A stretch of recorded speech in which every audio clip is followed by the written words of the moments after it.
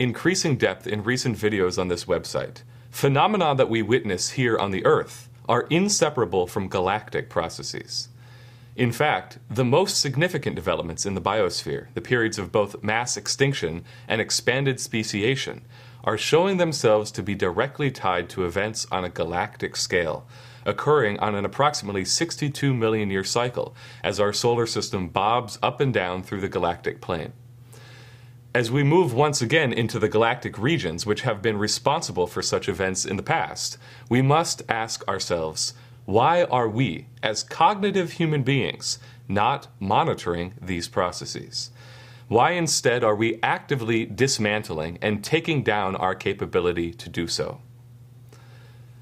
We have clear evidence that the recent earthquakes are directly tied to anomalies in our ionosphere and show a strong statistical correlation to events on the Sun.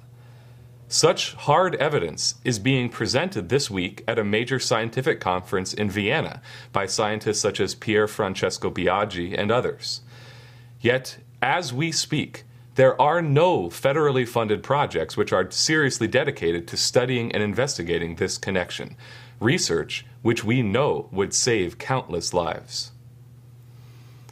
10 days ago, in the wake of the disastrous earthquake and tsunami in Japan, Lyndon LaRouche called for the launching of what he dubbed Operation Kepler, an international partnership among sovereign nations for the consolidation of a design for a global array of space-based and ground-based monitoring devices for the measurement and tracking of a vast array of unseen processes, which would provide the scientists with the ability to predict and foresee impending earthquakes and other seismic activity. This program would be based on the method of scientific insight demonstrated by Johannes Kepler in his The Harmonies of the World, in which he utilized the contradiction between the images of the universe provided by two different human sense organs, in his case sight and sound, which gave him the ability to discover the unseen principle of universal gravitation. A modern-day Operation Kepler would extend this method of scientific discovery into the vast array of extended sensory instruments which mankind has the power to develop, to see processes which are completely invisible to our 5 biological senses. By triangulating between these artificial senses, all tracking different proven earthquake precursors, both terrestrial and extraterrestrial, and interpolating from the contradictions which arise between them, mankind would be able to derive a view of reality completely unseen by any of the individual measuring instruments from among the complex composing this globally extended sensorium. A mobilization of the magnitude and scientific scope which would be required to put Operation Kepler into effect is only equal in its scale and global reach to what Lyndon LaRouche called for over 3 decades ago with what became known as the Strategic Defense Initiative, or the SDI. And it's precisely the same sort of revolutionary strategic shift which was associated with the SDI then that will be required today to implement the scientific and political revolution known as Operation Kepler. As Lyndon LaRouche has identified it recently, an end to the so-called balance of power, the imperially induced competition and conflict between and among separate nations, and instead the creation of a new global system of post-empire global cooperation among a community of perfectly sovereign but mutually collaborating nation-states, both large nations and small, each dedicated to the achievement of what was dubbed by the scientist Edward Teller back in the days of the SDI, the common aims of mankind. Since Lyndon LaRouche initiated his call for this global scientific and political collaboration for earthquake precursor monitoring and prediction, a significant proposal for moving in that direction in the form of pulling together a consolidated global monitoring system by integrating the technologies that are already in place was proposed by Anatoly Perminov, the director of the Russian Federal Space Agency, during an interview that he just conducted on April 4th. In this interview, Perminov proposes what he calls an international global aerospace monitoring system, which would pool all the separate data now being collected by different space agencies in different nations into one collective resource center, which would then allow all nations involved in the project to have access to the full scope of what any given nation is detecting in terms of earthquake precursors and similar processes. Perminoff includes in this monitoring program the study of distant galaxies and star clusters, which have a big effect on what occurs here on Earth. Here's what Perminoff had to say. I have in mind a security system, a warning system. It is called the International Global Aerospace Monitoring System. Each spacefaring nation possesses different data, depending on the satellites they use for remote sensing and for meteorological research. We are proposing that these nations put their data in processing centers, and that these centers be located on different continents, in North America, South America, Africa, Asia, and Europe. Based on the data received in the centers, recommendations would be made to world leaders. In addition, there are small, poorer countries that do not have their own space vehicles and satellites and such things.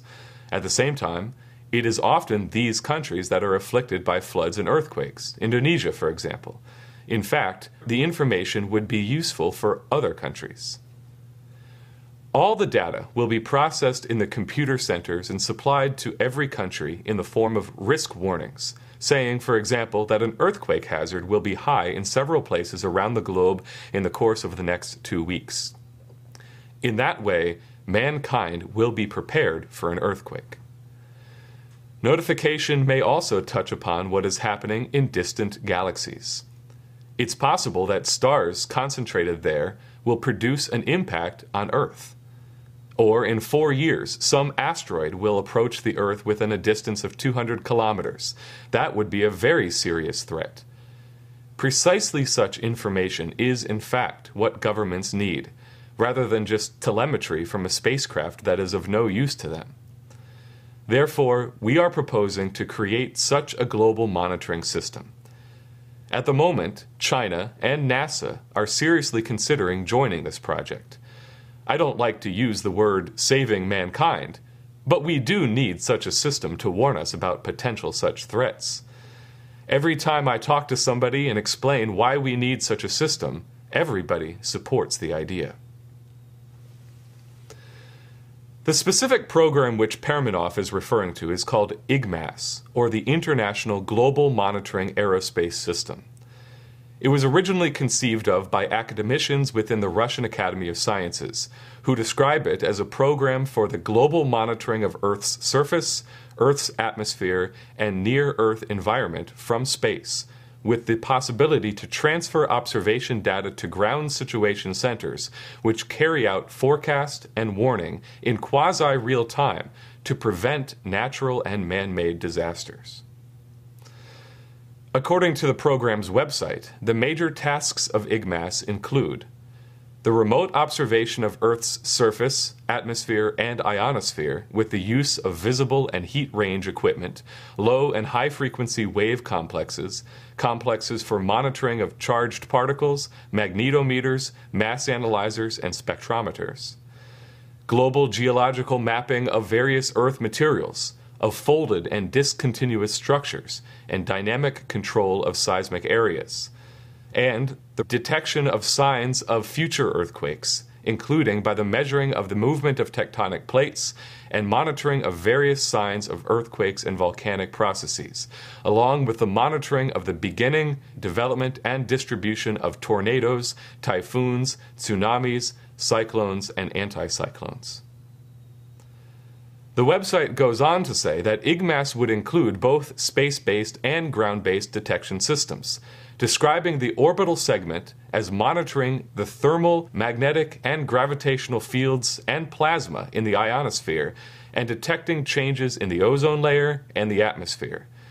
It would also detect geodynamic transformations in Earth's crust and hydrodynamic fluctuations in underground waters, which could be forerunners of natural and man-made disasters.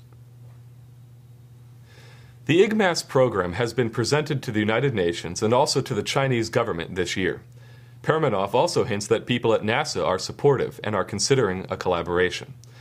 In all, a total of 23 countries have already agreed to come on board, including Australia, Argentina, and Indonesia, with some very significant collaboration among former Soviet countries such as Ukraine. One of the crucial responsibilities that these nations would take up is the development of internationally coordinated mass evacuation and relocation capabilities, unlike anything we've ever done before. Temporarily relocating whole cities will require satellite monitoring of escape routes and a logistical coordination effort on the scale of mobilization for a world war.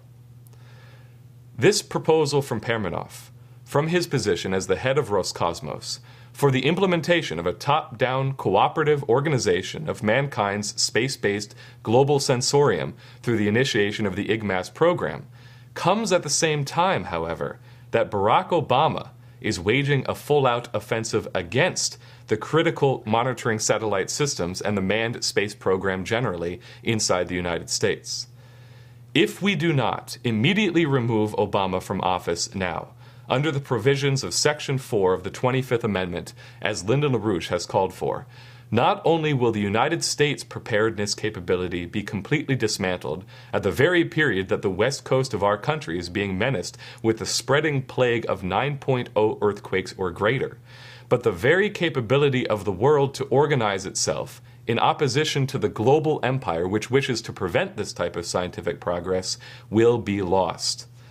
Only through the removal of Obama and the implementation of the Glass-Steagall legislation will the United States recover its ability to lead such a global cooperation for the achievement of the common aims of mankind. From the standpoint of consolidating the full Operation Kepler, the IGMAS proposal is an excellent step in the right direction, though certainly not the full thing. What we really need is an expansion of the monitoring of all of the Sun-Earth phenomena and a constant monitoring of other celestial objects, such as the Crab Nebula or even Jupiter. As the situation stands now, we have telescopes which can only look at one object at a time. We should also have sensors on at least Mars and the Moon to compare earthquake phenomena here on Earth with the seismic activity there. Ultimately, we need the same thing on all bodies in our solar system, such as the moons of Jupiter, Saturn, the asteroids, and so forth. Though IGMAS doesn't stretch that far by any means yet, the mere act linking up all of the existing devices that we have operational now is the first step, as well as putting up the new nano-satellites that they're proposing. We find ourselves now approaching the 50-year anniversary of man's first spaceflight, when the Russian cosmonaut Yuri Gagarin successfully conducted a 108-minute complete orbit of the globe on April 12, 1961. Last night, 3 astronauts, 2 Russian and 1 American, docked with the International Space Station on a special mission timed to celebrate in orbit this half-century anniversary of man's first foray off of our planet. As U.S. astronaut Ron Garin, one of the crew of the 3 aboard the Soyuz spacecraft which carried the astronauts into space, said of Gagarin's historic flight, "His accomplishment was a giant leap in our evolution as a species." With Gagarin's flight, humanity became a different species. Humanity was no longer bounded to the confines of the Earth. Gagarin's name is a symbol of the conquest of space, a symbol of the dreams of generations of people to fly from our planet beyond the bound of what is possible. It is in the spirit of this historic accomplishment, man's first entry to space nearly 50 years ago today, a willful evolutionary step towards the galactic identity of our species, that we must affirm in ourselves the nature of the human race. The choice is now before us to make another such voluntary evolutionary leap by dedicating ourselves to the creation of an expanded sensorium, as Lyndon LaRouche's Operation Kepler defines it, allowing us, first, to exert willful control over predicting and mitigating the destructive effects of earthquakes, tsunamis, volcanoes, and the like, and, eventually, to developing the power and understanding to control and ultimately prevent them. Stay tuned for more. If you haven't already, watch Lyndon LaRouche's appearance on the LPAC Weekly Report last Wednesday, along with 2 members of the LPAC basement team, Ouyang Tang and Sky Shields. Signing off, this is Matthew Ogden.